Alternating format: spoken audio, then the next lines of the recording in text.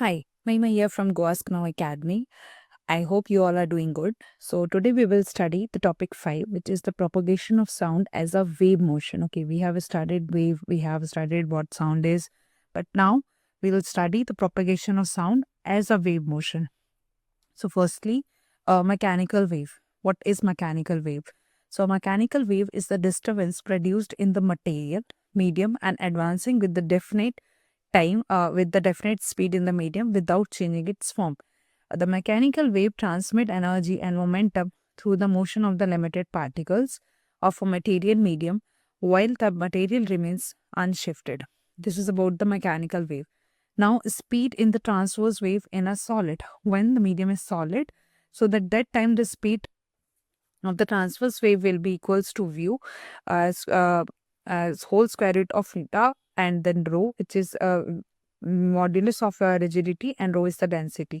So here the speed of a transverse wave in a flexible stressed string.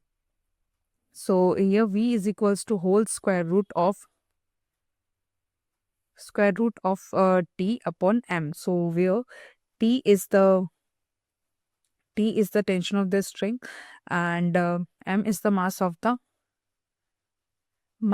the unit per length of a string. Now the speed of a longitudinal wave in the solid rod or a bar, where v is equals to whole square root of y upon rho, where y is the Young modulus and y is the Young modulus, or P rho is the density only. Speed of the longitudinal wave in a liquid, which is equals to v's whole square root of v upon rho, where v is the bulk modulus of the elasticity. Speed of the longitudinal wave in the gas, which is v is equals to whole square root of v upon p, where v is the bulk modulus and rho is the density. Newton's formula of the speed sound wave in the gaseous, v will be equals to whole square root of v upon rho, where d is the bulk modulus and P is the bulk modulus and rho is the density again, and V is equals to P upon rho, where P is the pressure of the gas. So this is the Newton formula, was found not matching with the experimental result. It is only for the theoretical part. Now the Laplace brings a correction of the Newton formula. According to the Laplace, V is equals to whole square root of gamma P upon rho, and where this gamma is equals to Cp upon Cv. So the Laplace formula matches with the experimental results as it was failed. So Laplace has given its formula for the experimental results. Now the effect of pressure on the speed of the longitudinal wave or sound wave in the gases. So if the temperature of the gas remain constant, then there is no effect of pressure changes on the speed of longitudinal wave, sound wave in a gas. So effect of temperature of the speed in a longitudinal wave in gases. So the speed of the sound in gases is directly proportional to the square root of the absolute temperature, which is an equation like this, where m is the molecular mass of the gases and V1 upon V0 is equals to 1 plus T upon 273 is standard temperature, where V0 is equals to speed at 0 degrees Celsius and V0 is speed at 0 degree and Vt is the temperature at T degrees Celsius. So the body in the air increases roughly by 0.61 meter per second centigrade as in rise of temperature. Now effect of humidity on the speed of longitudinal wave or the sound wave in air. So here the equation V will be square root of gamma P upon rho. The density of the moist air gases is the less than the density of dry air. So the value of gamma for the moist air and the dry air is almost same. So the speed of the sound in the moist air is slightly greater than the dry air. Now effect of wind on the speed of longitudinal wave for the sound wave in gases. It was in the air, now in the gases. The here W will be is the the velocity of wind. U is the velocity of sound. Then if the wind is blowing in direction of the sound, then the resultant will be V plus W. It means the sum of velocity of wind and the sound both. And if the wind is blowing in the opposite direction, then it will be V minus W. And if the wind is blowing in the direction along with making an angle theta, with the direction of sound, the resultant velocity will be equals to V plus W cos theta. W cos theta is the direction of U. Now, Also, if the wind is blowing along the direction making an angle of theta with the direction of the sound, then the resultant of the velocity of the sound will be v minus w cos theta if vw cos theta is in opposite direction of u. Also, if the wind is blowing along with the direction making an angle 90 degree, here it was theta, now it's making an angle 90 degree with the direction, the resultant velocity will be v. Now the effect of frequency. Frequency has no effect on the speed of sound, and frequency is not affecting. Also, the speed of sound in the different gases. So the temperature of the pressure and the ratio of the specific heat remains constant. So the square root of the density will be v1 upon v2 is whole square root of rho 2 upon rho 1. For the same temperature pressure ratio specific heat remaining constant for the gas inversely proportional square root of molecular masses. So v1 upon v2 whole square root of m2 upon m1. Now the relationship between the sound of gas and the root mean square of velocity of the molecular gas v is equals to whole square root of rho rho upon 3 vrms. Now supersonic speeds greater than the speed of the sound is called supersonic. These all are like predefined formula kind of thing according to the situation. Now the hypersonic speed greater than the 5 times of the speed of the sound, then it is hypersonic. Supersonic, hypersonic. Now the sonic boom. A sonic boom is the sound associated with the shock waves and created whenever an object traveling through an air travels faster the speed of the sound. Sonic booms generate an enormous amount of the sound energy and sounding similar to an explosion or a thunderclap of the human ear. Now, ultrasonic wave is defined as an inaudible sound and higher frequency human, and the frequency which generally exceeds, it's more than 20 kilohertz, and it will be ultrasonic. We have studied supersonic, hypersonic, ultrasonic, and sonic boom. Now, this is something important. The property of ultrasonic wavelength in the air is less than 1 centimeter. Human cannot detect it. Mosquito, bat, dog, etc. can easily detect this ultrasonic sound. Causes to harm of human ear, and such waves can be reflected and refracted both. Application of ultrasonic is to sterilize the surgical instrument, to examine the internal body organs without surgery, to bloodless for the bloodless surgery, for extraction of teeth, to remove the dirt from the inaccessible corner, for cleaning the clothes, and for detecting the fine cracks in the metal.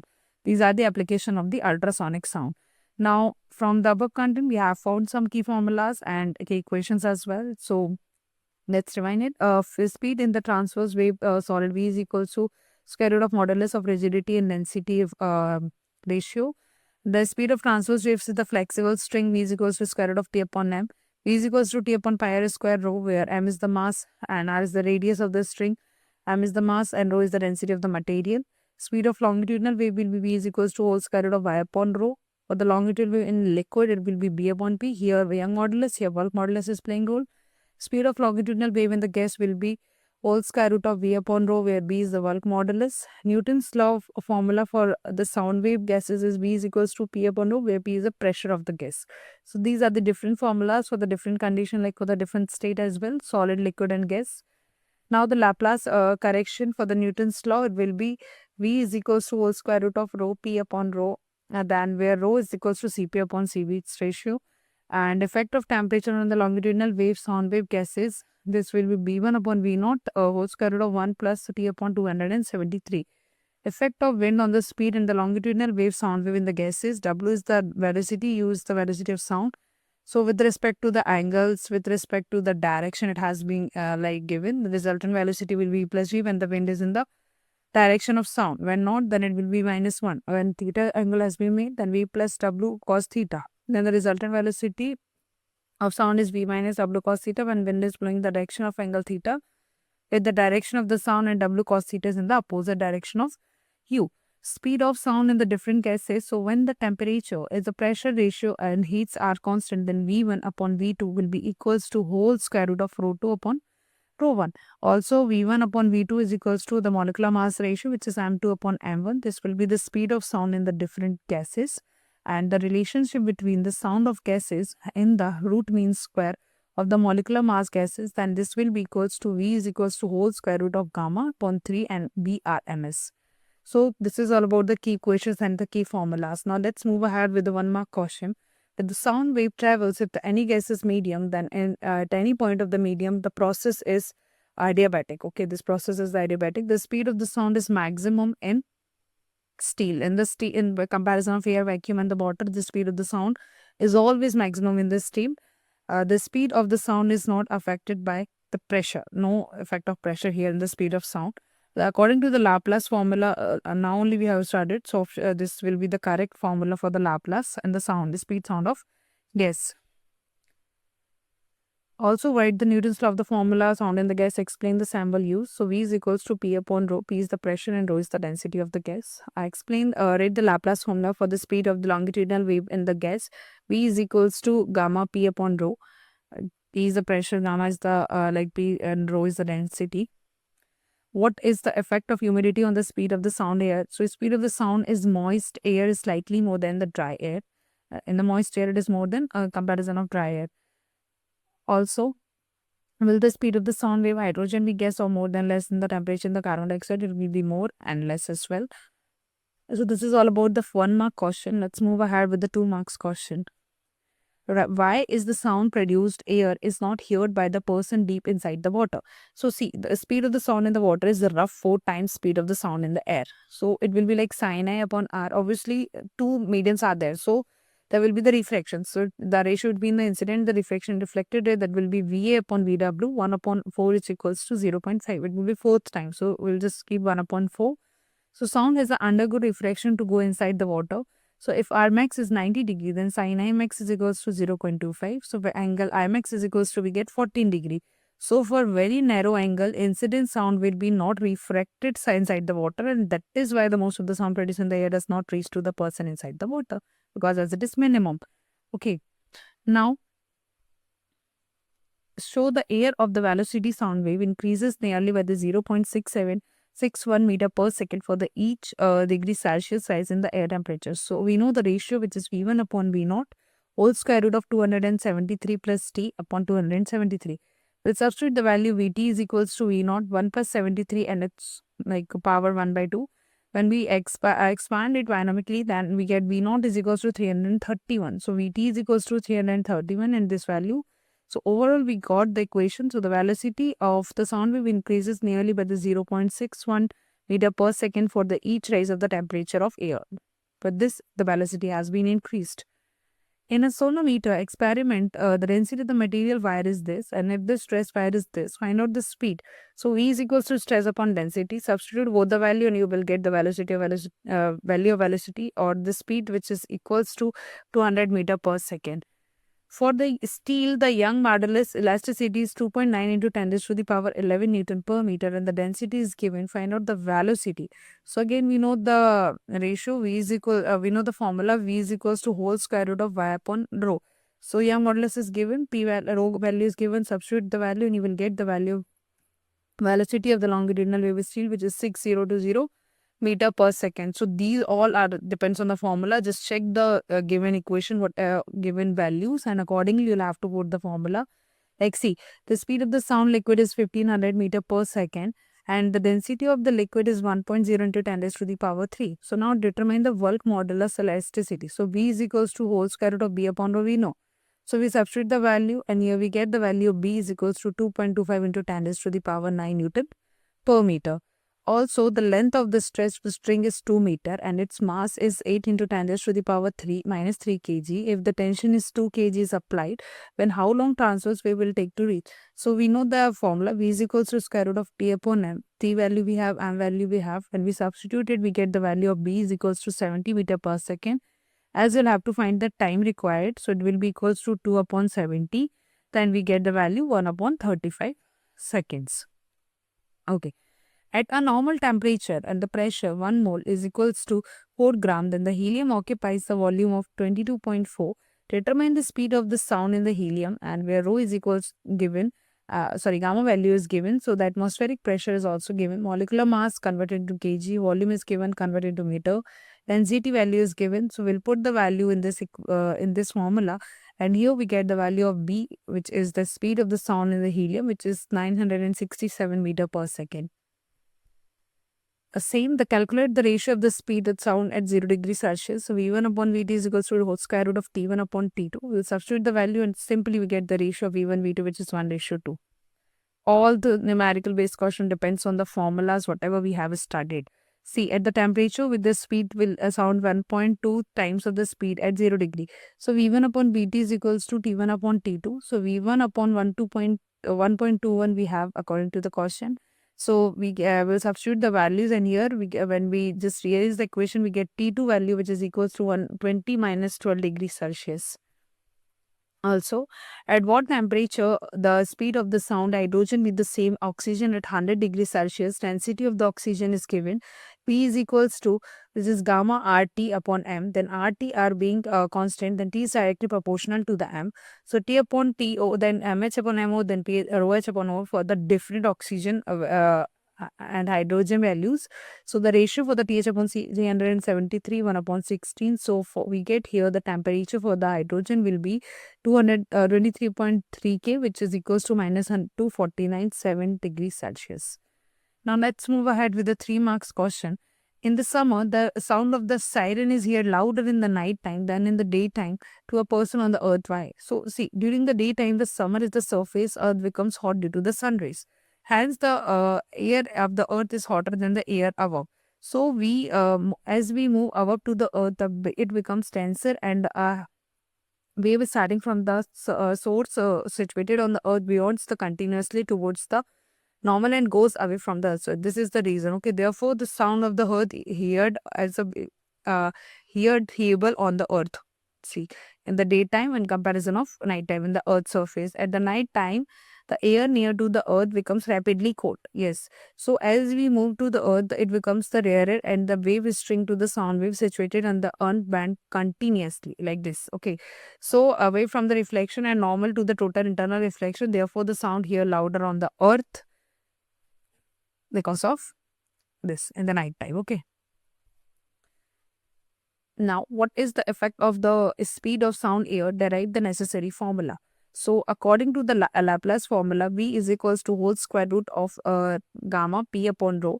So, V is equals to gamma RT upon B into rho. So, we'll simplify and we get the value V is equals to gamma RT upon M. So, at 0 degrees Celsius, it will be like this. 273 at the T degree, it will be T plus 273. We divide both the equation, and here we get the ratio. So we T upon VO is equals to a whole square root of 1 plus T upon 273. So VT is equals to V naught 1 plus 2 upon 273 and 1 by 2. So equation we get VT is equals to V naught and 1 plus 1 upon 2 into T upon 73, expand manually discarding the higher order terms. So this will be the equation with respect to the 0 degree Celsius and T degree Celsius.